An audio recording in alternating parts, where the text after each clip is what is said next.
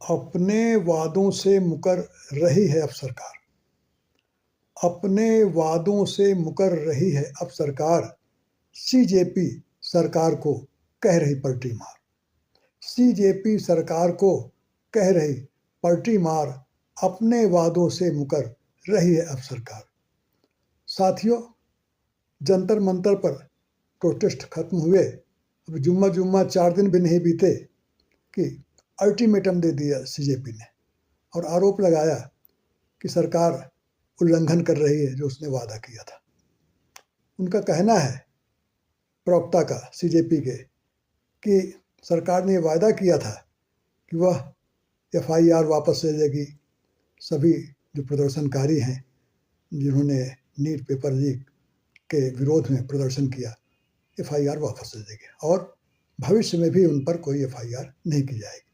लेकिन सरकार बंगाल से लेकर बिहार तक जो प्रदर्शनकारी हैं उन पर एफआईआर दर्ज कर रही, उनको जेल में डाल रही है।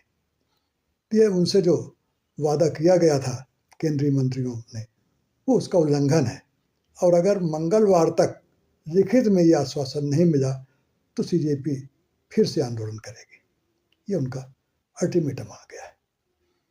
और जब ये आंदोलन खत्म किया गया था, उसी समय यह कहा जा रहा था, कुछ लोग कह रहे थे कि सीजेपी ने जल्दबाजी कर दिया। उनको सरकार से लिखित आश्वासन के बाद ही यह धरना प्रदर्शन खत्म करना चाहिए, और वो बात अब सामने आ गई। हालांकि इसमें दो राय नहीं है कि भारत के जेनजी ने एक अलख तो जगाई पूरे देश में कि वह मनमानी के खिलाफ चुपचाप बैठेंगे नहीं और भारत का युवा एकजुट होकर के आंदोलन का रास्ता पकड़ेगा। इससे एक जो डर का माहौल लोगों में था वो कम हुआ है, और साथ ही सरकार भी सक्रिय हुई है।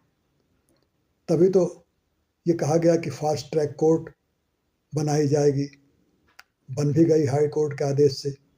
3 महीने में उसका फैसला आएगा और पेपर लीक पर कड़ी सजा के लिए बिल भी लाया जा रहा है पार्लियामेंट में। और साथ ही इस आंदोलन से एक तरह से कहा जाए विपक्ष को भी संजीवनी मिली, वह भी सक्रिय हो गया है। आंदोलन के दौरान भी सक्रिय था और अभी भी पार्लियामेंट में वो सरकार को घेर रहा है, और अब तो मांग कर रहा है कि पुलिस की ज्यादती हुई 20 तारीख को चलो संसद मार्च में छात्रों के साथ, उसकी इंक्वायरी हो और जो दोषी पुलिस अधिकारी कर्मचारी हों उनको सजा दी जाए। अब पक्ष और विपक्ष में संसद जो टकराव है, भारी टकराव सियासी है, वो लेकर के है कि पैलेट गन और AK-47 को लेकर के।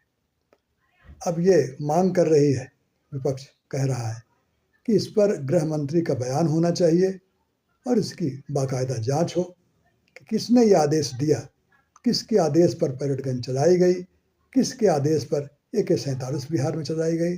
बाकायदा उसकी जांच हो और सजा मिलनी चाहिए उन जिम्मेदार अधिकारियों को।